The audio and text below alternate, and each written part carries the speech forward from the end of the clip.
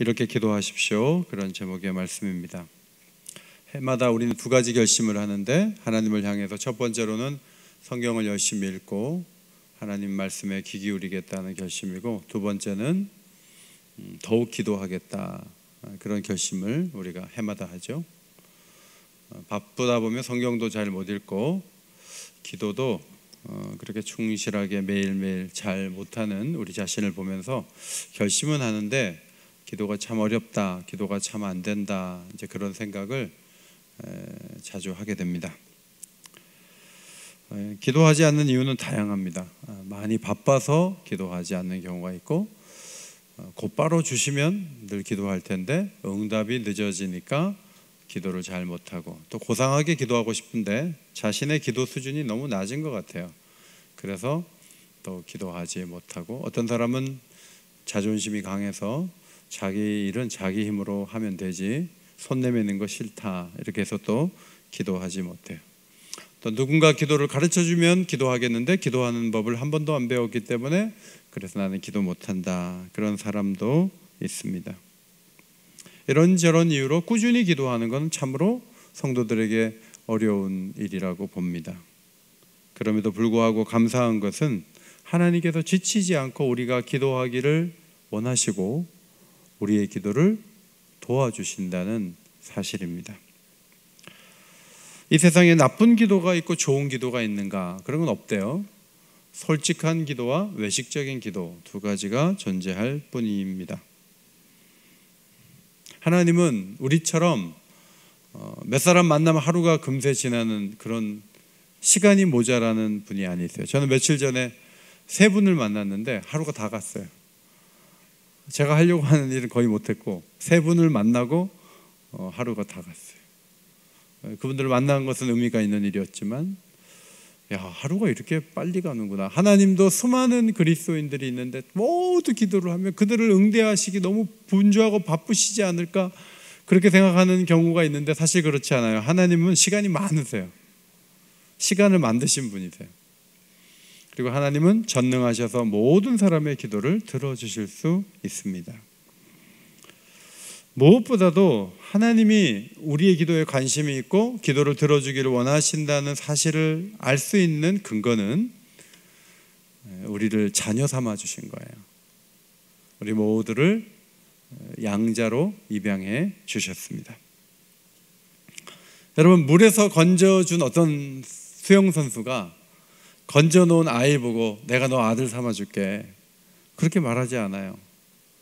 조난 신호에 따라서 거기 가서 거기서 건져온 구조원이 우리 집에 가면 내가 딸 삼아줄게, 그렇게 말하지 않아요. 구원자가 곧 아버지가 돼야 된다는 법은 없어요. 그냥 구원자는 그 어려울 때 한번 건져준 걸로 그만이에요. 그걸로 고맙고 그것으로 의미가 있어요. 그런데 아버지로 불러달라는 거는요, 관계를 계속 이어가시겠다는 뜻이에요.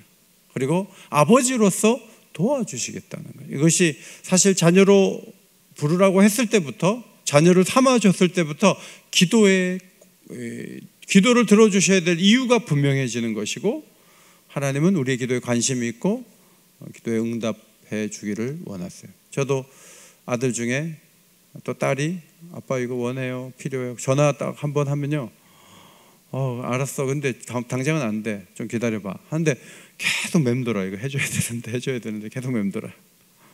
왜냐하면 내가 아버지니까. 하나님도 우리가 기도해 놓고 나면 막 응답을 늦게 하신 것 같지만 하나님은 전능하신데 왜 안 해주시겠어요? 계속 맴도시는 거예요. 왜냐하면 아버지니까. 아버지는 맴돌아요. 엄마한테 뭐 먹고 싶어 하면 엄마는 장 볼 때 그거 산다고요.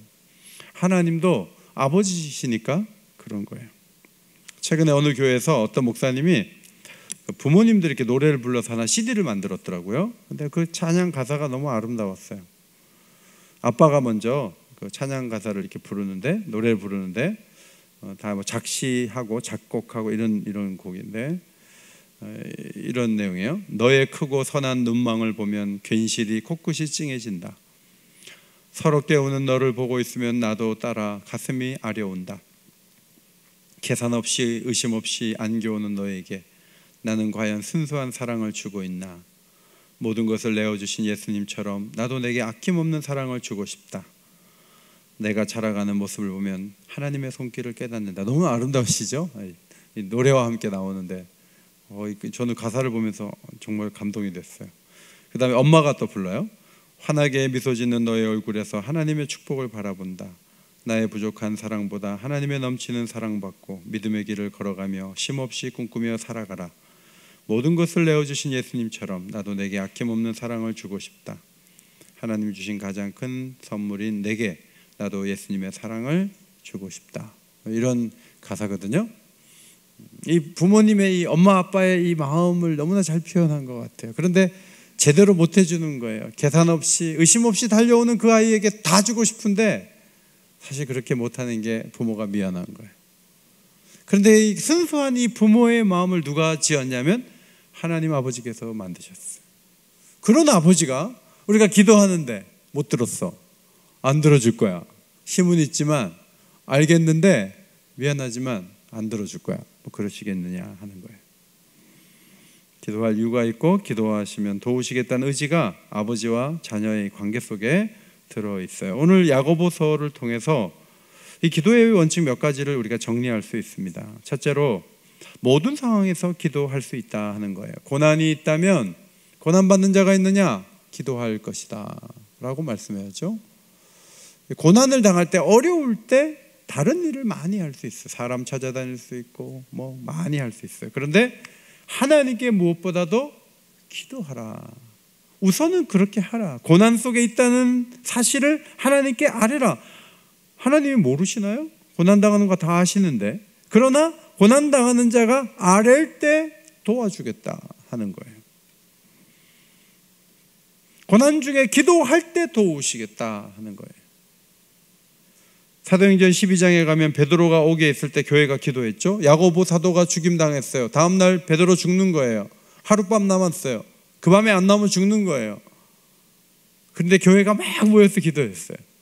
하나님이 천사를 보내서 베드로를 깨워가지고 예배 처소로 움직이게 가게 했잖아요. 문을 막 두드렸을 때 아이가 와서 보니까 베드로예요. 막 문 두드리는 소리가 막 베드로가 밖에 왔다 그러니까 거기 있는 성도들 중에 이렇게 얘기하는 거야. 너 미쳤어? 베드로는 지금 옥에 있어. 나오게 해달라고 열심히 기도했지만 실제로 나왔을 때는 미쳤냐고 말한다면 최소한 그 사람은 믿음 없이 기도한 거죠. 그러나 하나님은 그 기도를 통해서 이 베드로가 풀려나도록 역사하신 거예요. 믿는 자가 믿음이 부족할 수 있어요. 그러나 기도하면 하나님이 그 고난 속에 있는 교회를 보시고 그 상황을 보시고 도와주신 역사는 성경에 너무 많고 우리 개인사에도 우리가 어렵고 힘들 때 손을 내밀 때 하나님이 난 몰라 그렇게 하지 않으셨어요. 정말 하나님은 고난 당할 때 어려움 당할 때 우리가 손을 내밀면 하나님이 도우셨다는 놀라운 사실들을 우리는 많이 증거를 갖고 있어요. 물론 많은 경우에 기도한다 그래서 곧바로 도와주시느냐 그렇지 않을 때도 많아요. 사람들은 뭐 바로 도와주지도 않는데 하면서 용기를 잃어버리고 다른 일을 찾기 시작해요. 그러나 고난당할 때 지나놓고 보면 최고로 잘한 게 뭔지 아세요? 아, 기도하길 잘했다. 기도하는 게 최고예요. 사실은 지나놓고 보면 그걸 알 수 있어요. 고난의 상황에서 건져주실 분은 하나님이시기 때문에. 지금은 온 세계가 고난 가운데 있죠. 과학적인 접근으로 이걸 문제를 풀 수 있다. 백신을 만들고 우리 나름대로 해결할 수 있다 하고 여기까지 오게 되었습니다. 그러나 빠져나가지 못한 채 3년째 보내고 있고 이제 굉장히 어려운 상황으로 또 우리가 들어가고 그 다음에 좋아질 것이라고 얘기하는데 잘 모르겠어요. 그러나 이 어려운 상황에서 우리가 할 일이 뭐예요? 물론 백신 개발하는 사람 열심히 개발해야 되지만 또 접종도 해야 되겠지만 정말 이 상황에서 제일 중요한 게 뭐죠? 기도하는 거예요. 하나님, 이 코로나 상황을 이기게 해주세요. 모든 어려움들을 지나가게 해주세요. 폭우가 막 밀려올 때 폭우가 계속될 것 같지만 하루 이틀 끝나고 지나가는 것처럼 이 폭우와 같은 코로나가 3년째 우리를 괴롭히고 있지만 그것이 끝나는 것이 사람 손에 달려있지 않다는 것은 이제 고백할 만하잖아요. 이제 고백해야 돼요. 하나님, 도와주세요. 물론 오늘 기도했다고 해서 내일 다 좋아지냐? 그렇지 않아요. 그러나 많은 사람들이 기도할 때에 하나님이 키를 드시는 거예요. 그래서 기도가 필요해요. 아니 뭐 기도해도 안 들어주시던데요. 아니요, 그렇지 않아요. 열이 있는 환자에게 기도하고 이틀 뒤에 열이 떠나는 경우를 봤어요. 기도했는데 다음 주에 좋아지는 경우도 있어요. 그럼 그건 응답하지 못한 거예요? 아니에요. 기도하고 보는 거예요. 기도를 열심히 하면서 하나님이 타이밍을 정하시고 우리는 기도하는 거예요. 우리는 이것 때문에 너무 힘들어요. 장사도 안 돼요. 학교도 못 가요. 예배도 드리기 힘들어요. 하나님, 이 상황을 언제까지 주실 거예요? 하나님 도와주세요 하고 고난당할 때 기도하는 거예요. 그것이 우리가 해야 될 일이에요. 고난은 세계적으로 일어나는 문제만 있는 게 아니고 개인적으로도 많이 와요. 개인적으로 이런저런 기도 제목들이 많아요. 그러면 기도 먼저 하는 거예요. 그게 기도의 방법이에요. 하나님이 조절해 주시고 하나님이 조정해 주십시오. 기도가 지름길인 줄 압니다. 하나님 도와주십시오.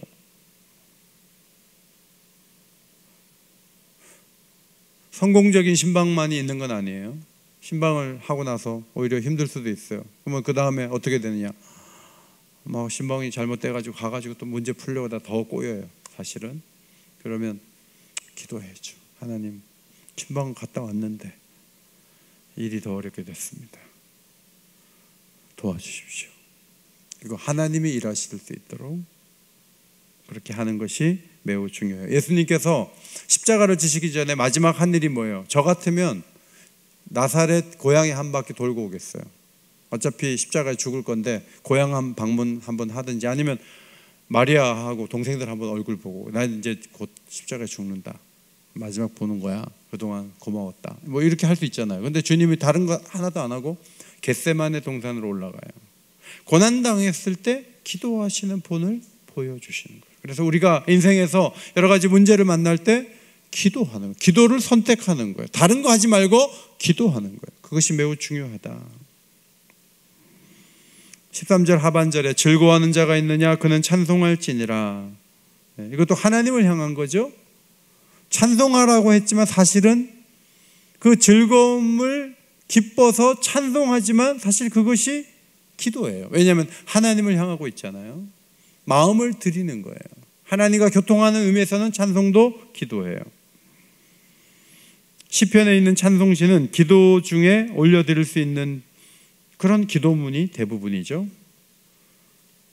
개인사에 일어난 일도 즐거움을 주지만 즐거움의 이유는 다양해요. 특별히 하나님을 묵상하고 하나님이 행하신 일들을 기억하면서 여러분 하나님이 만군의 하나님이고 아주 높으신 하나님인데 왕들만 상대하지 않잖아요. 하나님이 낮고 천한 자를 부르셔서 그들을 지도자로 삼고 그들에게 희망을 주시고 그들에게 역사를 이끌 기회를 주시고 그런 멋진 하나님을 묵상하다 마음이 즐거워져서 쓴 시가 시편 113편. 여호와는 모든 나라보다 높으시며 그의 영광은 하늘보다 높으시도다. 여호와 우리 하나님과 같은 이가 누구리요? 높은 곳에 앉으셨으나 스스로 낮추사 천지를 살피시고 가난한 자를 먼지 더미에서 일으키시며 궁핍한 자를 거름더미에서 들어 세워 지도자들 곧 그의 백성의 지도자들과 함께 세우시는 걸 보니까 하나님을 즐거워하는 거예요. 야, 하나님이 그렇게 높으신 분이 가난한 자를 불러가지고 지도자를 삼으시고 다윗 같은 경우 그런 좋은 사례잖아요. 그러니까 이 즐거움이 항상 뭐 좋은 일이 일어나고 로또가 되고 그래서 즐거운 게 아니고 어떤 때는 하나님이 하신 일을 보면서 역사 가운데 일들을 보면서 이집트에서 벗어나는 그 출애굽의 광경을 마음에 그리면서 때로는 저 바다에 있는 물고기를 마음에 헤아리면서 시를 막 적는 거예요. 그게 시편이 돼가지고 우리 안에 있는 거죠. 하나님을 즐거워하는 거 굉장히 큰 장점인데 이 속에서 찬송이 터져 나오는데 이것 또한 기도가 될 수 있어요. 그래서 여러분 즐거울 때 여기 찬송가에 있는 600장 가까운 이 찬양을 부를 수 있고요. 시편을 읽을 수도 있고 여러분이 시인이 돼서 시를 좀 적을 수 있어요. 그리고 하나님 앞에 그 시를 드리는 거예요. 하나의 기도예요. 두 번째 기도의 원리는 함께 하나님께 도움을 구하는 거죠. 몸이 아픈 사람 혼자 병하고 싸우지 말고 교회 장로들을 청하라. 그러면 그 장로님들이 와서 기름을 바르면서 기도하라. 그러면 나가 낫는다. 이렇게 말씀하고 있죠. 믿음의 기도가 병든 자를 구원한다. 사실 여러분이 아시는 대로 야고보서의 중점은 믿음과 행위의 균형이에요. 그래서 믿음과 행위의 균형을 굉장히 강조한 다음에 그럼 행위를 뭘 얘기하는가를 잘 보시면 먼저 야고보 3장에 가면 말에 실수가 없는 것도 행위거든요. 말 조심해라. 그 다음 하늘의 지혜의 온유함으로 그 행함을 보이라. 세상 지혜로 맞서지 말고 하늘 지혜로 겸손하게 온유하게 살아가라는 거예요. 그 다음 욕심과 교만을 이겨내고 겸손을 지키는 거죠. 형제를 비방하지 않는 행위, 기회가 되면 선을 행하는 행위, 재물을 쌓아두지 않는 모습, 이게 다 야고보가 강조했던 행위인데 마지막의 행위가 뭔지 아세요? 믿는 대로 기도하라는 거예요. 믿기는 하나님 전능하신 거 다 믿어. 하나님 뭐든지 할 수 있다. 하나님은 전능하시다. 하나님 내 모든 걸 다 하신다. 그리고 기도를 안 해. 그거는 믿음은 있는데 행함이 없는 거예요.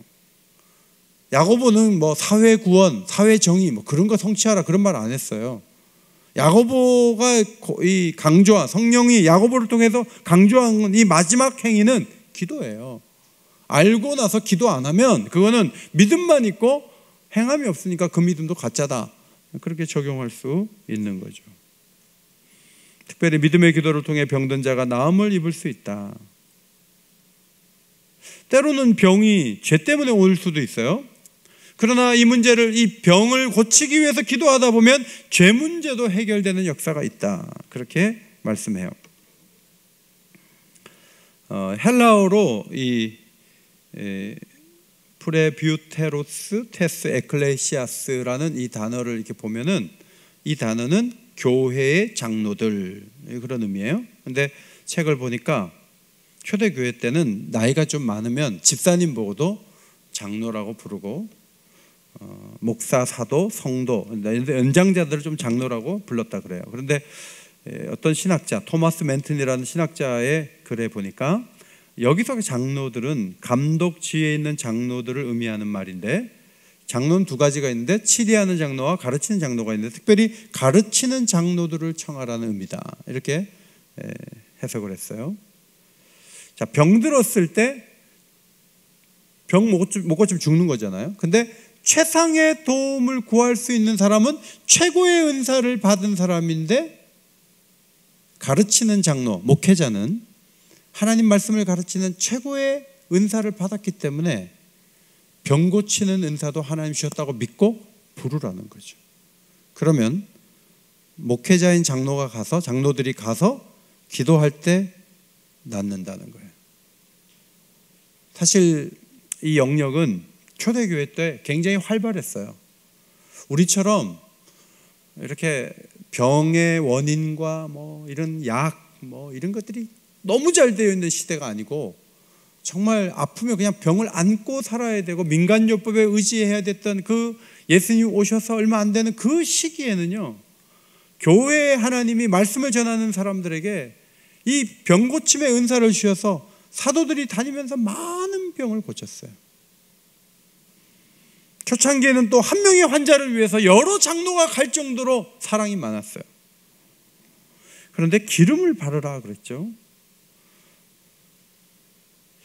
그래서 제가 쭉 보니까 이 기름은 약용이 아니라 치유의 상징으로서의 기름이에요. 보통은 흔하게 찾을 수 있는 올리브유를 가지고 가서 아픈 데다가 바르면서 기도를 했다 그래요. 그런데 유대인들이 이제 이 기름 바르는 이 의식을 오랫동안 해왔고, 또 초대교회 때도 그렇게 할 수 있도록 그렇게 문을 열어놨죠. 천주교에서는 이 기름에 뭐가 있다 이래가지고 이 기름에다 향유를 섞은 다음에 주교가 그 앞에 기름 앞에서 9번 무릎을 꿇어요. 그리고 3번씩 아베 상쿠툼 오레움, 아베 상쿠툼 크리스마, 아베 상쿠툼 발사뭅이라는 주문을 낭독을 해요. 그러면 이 기름이 거룩하게 된다는 거예요. 그 다음에 이 기름이 신비롭게 되어서 이제 환자를 낫게 한다. 이제 이렇게 천주교는 믿고 있어요. 근데 우리는 그렇게 믿지 않아요. 이건 단지 상징일 뿐이다. 성찬식하고 비슷한 것 같아요.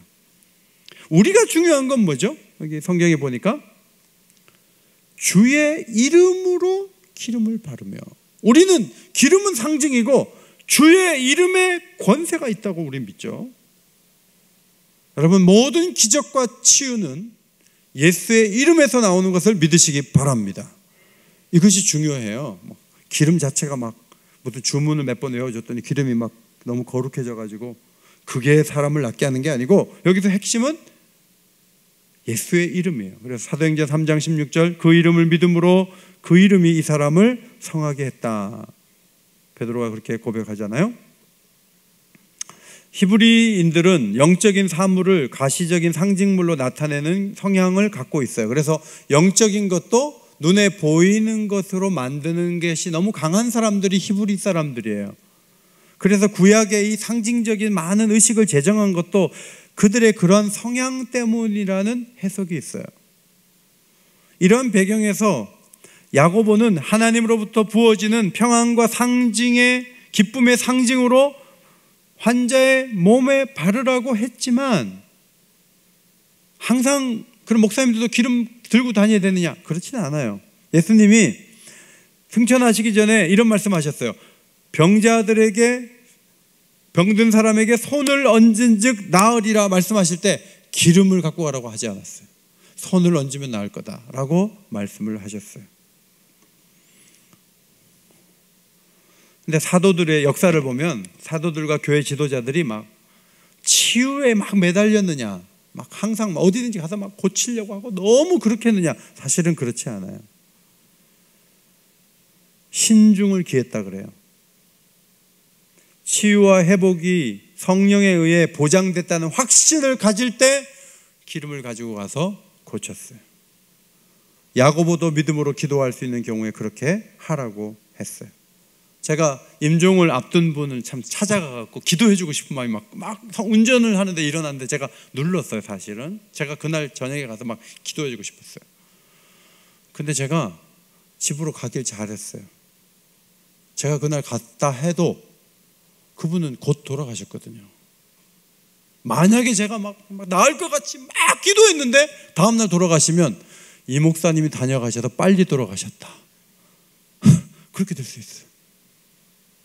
그래서 여러분, 이 돌아가실 것 같다 했을 때 소망의 기도, 하나님께서 주신 구원의 은혜가 진실하다는 기도, 예수님의 약속이 분명하다는 기도, 이렇게 해서 정말 잘 임종할 수 있는 기도를 해야지 막 가가지고 막 해표 식용유하고 무슨 기름 막 발라가지고 막 했는데 돌아가셨어.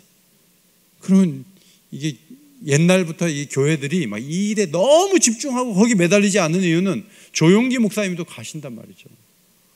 그러니까 이거를 그냥 자기 원하는 대로 막 끌고 가지는 않는 거죠. 병 고침의 은사를 남용하지 않도록 회복되리라 했을 때 기름을 바르고 기도했다는 게 중요해요. 15절에 믿음의 기도는 병든 자를 구원한다. 믿음의 기도가 치유를 가져온다. 기름이 아니다. 믿음의 기도가 사람을 낫게 할 수 있다. 그런데 병을 고치는 과정에서 죄도 씻어진다는 거죠. 여러분, 병 가운데는 죄 때문에 병이 올 수가 있어요. 노인이 돼서 오는 병도 있고요, 죄가 병을 가지고 오는 경우도 적지 않게 있어요. 그런데 믿음의 기도를 드리는 그 사람은 성령에 붙들려서 자기도 모르게 기도하면서 죄에 대한 기도를 해요. 그러면 이 아픈 사람이 죄에 대한 깨달음을 가지고 병을 고치려고 하다가 하나님 앞에 회개하는 역사가 일어나요. 그러면 동시에 두 가지가 있는 거예요. 하나는 죄가 깨끗해지면서 병이 낫는 거예요. 그러니까 믿음의 기도를 드린 사람이 얼마나 성령에 붙잡혀야 돼요. 오로지 병만 고쳐주세요. 그게 아니에요. 믿음의 기도를 드리는 사람이 회개하게 하는 거예요. 잘못한 것 있어요. 하나님 앞에 내놓으라고. 이 병을 주신 목적이 회개시키기 위한 것이라면 회개할 때 이 병이 낫는다는 거예요. 그렇게 도전할 때 아니 몸이 아픈 것도 서글픈데 어디 와서 죄 얘기하냐고 그럴 수도 있지만 회개하고 그 자리에서 병이 낫는 그런 사례들도 있죠. 오늘 이 말씀에는 병든 자를 위해 기도하라고 했지만 우리의 인생의 문제는 병든 것만 있지 않아요. 여러 가지 문제가 다 있어요. 부모를 공경하라. 내 부모를 공경하라. 순종하라. 그러면 부모에게만 순종해요? 거기에 뭐 삼촌, 이모 다 들어있어요. 사실은 할머니, 할아버지도 들어있어요. 부모가 가까워서 그렇지. 그러니까 여기서 지금 병을 다루고 있지만 오로지 그 병에 대해서만 장로들을 청하라 그건 아니에요. 우리의 인생사에 크고 작은 많은 문제들을 함께 와서 기도하는 가운데 회개할 때는 회개할 일이 있다면 회개도 하면서 병이 낫는 것처럼 여러 가지 기도 제목도 해결되는 역사가 함께 기도할 때 일어난다. 지금 그 말씀을 하고 있는 거예요. 죄 문제가 왜 중요한가? 예레미야 3장 12절 13절 나는 긍휼이 있는 자라 노를 한없이 품지 아니하느니라 여호와의 말씀이니라 너는 오직 내 죄를 자복하라. 죄를 자복하면 공의의 하나님이 가만히 안 둬 이게 아니고요. 죄를 자백하면 긍휼의 하나님이기 때문에 불쌍히 여기시고 죄를 용서해 주신다는 거예요. 풀켄티우스라는 사람은 이런 기도를 가르쳤다고 해요. 주여 저로 회개하게 하사 죄사함을 주시옵소서. 회개도 우리 힘으로 잘 안 되잖아요. 주여 저로 회개하게 하사 죄사함을 주시옵소서. 오늘 여러 가지 기도 제목이 있지만 여러분 정말 오늘 해야 될 기도가 뭔지 하면 회개하는 거예요. 하나님 저 이거 회개합니다. 이 부분 제가 잘못했어요. 제가 이걸 기회를 놓쳤어요. 제가 이걸 잘못했어요. 우리가 회개할 게 많이 있거든요. 하루에도 몇 번이나 죄를 짓기 때문에 회개하고 또 회개하는 것이 너무너무 중요해요. 시편 119편을 쓴 기자가 회개할 때 하나님이 응답하셨다는 걸 이렇게 기록했어요. 내가 나의 행위를 아뢰매 주께서 내게 응답하셨사오니. 그렇죠? 자기 행위를 이렇게 아뢰니까 하나님이 그래 너 죄가 생각났구나. 너 죄 고백하는구나. 내가 용서해 줄게. 이거를 경험하는 거예요. 병이 와서 기도하는 사람들이 와서 병이 났어요. 그럼 옛날로 돌아간 거잖아요. 그런데 여기에 회개가 있고 죄사함이 있으면요, 병이 온 것이 병이 없다가 병이 왔다가 병이 떠났으면 옛날에 병이 안 왔을 때하고 똑같은가? 그렇지 않아요. 이 과정을 통해서 여기에 병을 고침받은 사람은 옛날에 병들기 전하고 뭐가 다르죠? 이 사람은 회개한 사람이에요. 그래서 정결하게 되는 거예요. 그래서 고난당하면서 회개가 되니까 옛날에 그냥 건강하게 아무렇지 않게 있었을 때보다 더 성화가 되어 있는 모습을 우리가 마음에 그릴 수가 있어요. 그러므로 병만이 아니죠. 뭐 여러 가지 실패하고 생각대로 안 되고 사람들과 갈등하고 막 이런 분들 막 기도를 하는데 갈등 문제 해결하게 해주세요 하고 막 기도하는데 하나님이 너 그 갈등이 왜 일어난지 알아? 너 회개하게 하려고 한 거야. 너 죄 용서 빨리 구해. 뭐든지 용서해 줄 테니까. 그러니까 이 갈등 매달리다가 하나님 제가 잘못했어요. 그리고 하나님이 응답해 주셔서 갈등 문제가 해결되면서 죄가 사라지게 되는 역사가 일어나요. 그러니까 더 거룩한 공동체가 되는 거예요. 그런데 놀라운 사실은 초대받은 이 장로들도 와가지고 왜 병이든지 생각해 보라고 이렇게 하는 게 아니고 초대해 온 그 장로들도 기도하면서 또 자기 죄를 또 고백하는 거예요. 남을 위해 기도해 주면서도 내 잘못을 또 고백하는 거예요. 그러니까 기도해 주는 사람도 거룩해지고 기도받는 사람도 거룩해지고 병은 달아나고, 그러니까 얼마나 이 영광스럽고 거룩한 교회가 되겠어요. 세 번째, 불가능해 보이는 일도 기도하라는 거예요. 엘리야의 치유 사례도 많은데 왜 엘리야의 이 비가 오지 않게 해달라는 기도를 응답받아 3년 6개월 동안 비가 안 왔는데 또 기도하니까 비가 왔다는 거죠.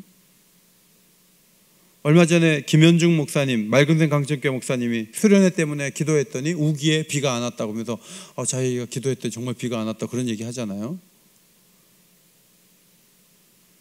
하나님은요, 여기까지만 기도해. 요거는 안 돼. 이건 더 이상 안 돼. 요거까지는 기도해도 되지만 요 선은 넘는 건 안 된다. 그렇게 하지 않으세요. 심지어는 하늘에 비가 오는 것까지도 기도해가지고 기도한 사람 그 기도대로 되는 역사가 있었다는 이 사례를 야고보가 지금 드는 걸 잘 보세요. 여기서 원래는 엘리야가 우리아가 성정이 같은 사람인데 이 사람이 누구 고쳤다 이렇게 해야 되죠. 위에 병든 얘기 한참 했으니까. 그런데 전혀 엉뚱한 비가 오지 않기를 기도했는데 하나님이 3년 6개월 동안 비가 오지 않게 해줬다. 이게 무슨 말인가 하면 무엇이든지 기도하라는 거예요. 무엇이든지. 어느 선을 정하지 말라는 거예요.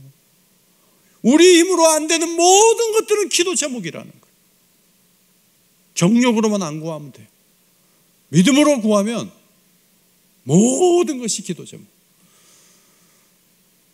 제가 지난 주간에 아주 그냥 우리는 300평 조금 안 돼요. 우리 요 땅이 우리 교회 한 3-4배 정도 되는 이 본당에 막 교회들도 많이 왔어요.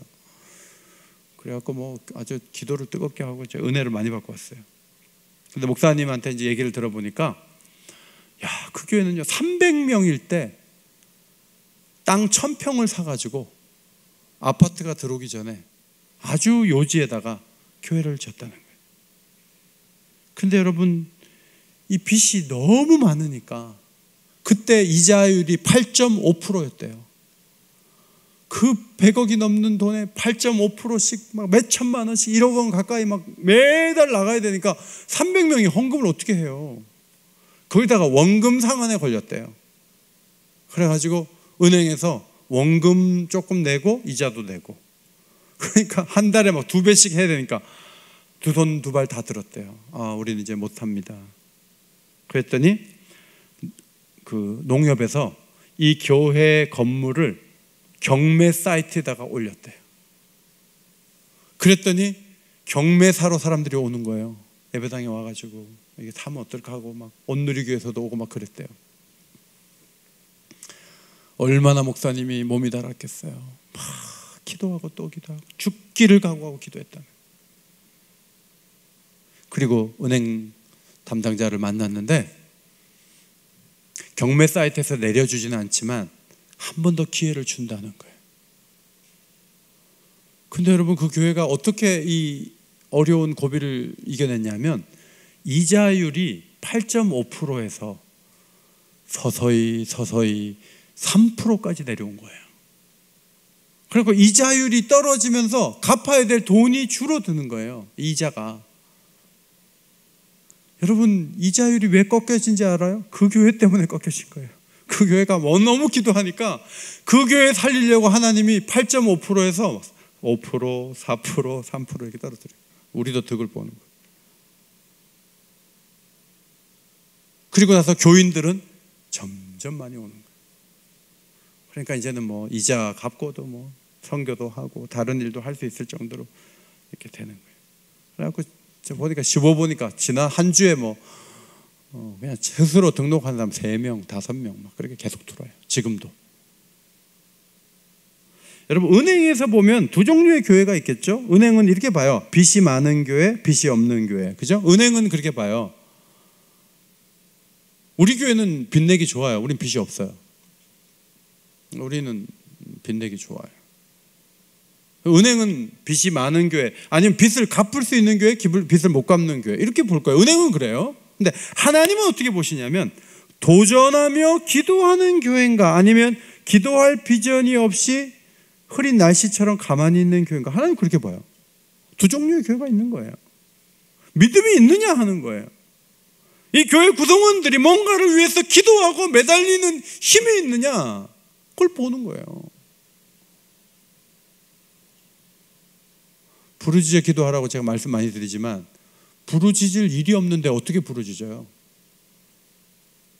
꿈도 비전도 도전할 것도 없는데 어떻게 부르짖어요? 맨날 어떻게 정상인데 어떻게 매일 부르짖어요?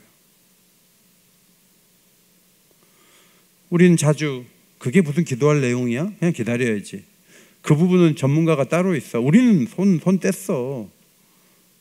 우리는 자꾸 기도할 일을 자꾸 축소시켜요. 그리고 당연하고 될 것만 기도를 하려고 그래요. 그런데 여러분, 엘리야는요, 하늘에 비 오지 않기를 기도했어요. 아합 시대를 꺾기 위해서는 가문밖에 없다고 본 거예요. 물론 하나님이 안에 계시를 주셨겠지만 하늘을 움직이는 기도를 한 거예요. 여러분은 모든 일에 기도하세요? 될 것 같은 것만 기도하세요? 모든 일에 기도해요. 제가 기도하다가 안 하는 기도가 있어요. 그걸 좀 알아보니까 첫 번째, 조국의 통일을 위해 저는 기도를 요즘 쉬고 있었어요. 어제 북한 선교 열심히 하신 분이 한 분 오셔서 말씀하시는데 도전을 많이 받았어요. 아, 내가 통일을 위해서 기도 안 하고 있구나. 너무 현실에 매몰되어 있구나. 여러분, 북한에 저렇게 미사일 쏴대는데 무슨 통일이에요? 하나의 저 종교 집단이라 그래요. 저 북한은 김일성교예요. 우리가 보기에는 저 사람들이 곧 무너질 것 같지만 저 사람들은 안으로 똘똘 뭉쳐가지고요, 정말 말 안 들어요. 그리고 이상한 방식으로 나라를 끌고 가요. 우리도 안으로 문제가 많은데 어떻게 통일이 돼서 이게 잘 될까? 그래서 우리가 기도하다 지쳐가지고 이제 북한 교회 재건 헌금을 모아놨지만 이 기도를 잘 안 하는 거예요. 그러나 북한 선교를 위해서 기도하는 분들이 많고 북한에 들어가서까지 뭔가 하는 분들이 있다는 걸 알았어요.